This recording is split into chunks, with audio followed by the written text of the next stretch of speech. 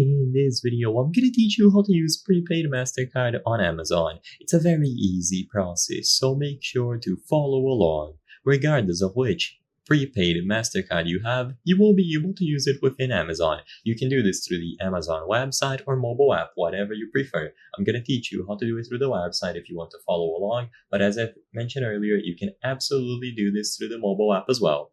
This will work for any standard prepaid card that you have, including gift cards. So all that you have to do after you acquire your card is to note down the full card number, expiration, and a security code. These prepaid cards are meant to be used just like any other standard credit or debit card. So you need the same information that I've mentioned earlier: full card number, expiration, and a security code.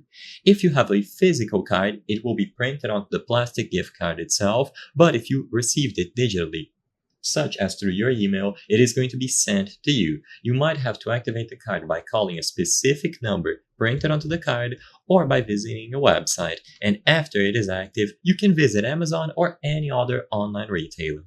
So add items to your card, make sure that the total price is still under the balance available on the card, and proceed to checkout. When you get to the payment methods window, just add a new credit or debit card, and as I mentioned earlier, input all of the details. There's absolutely no secret to this.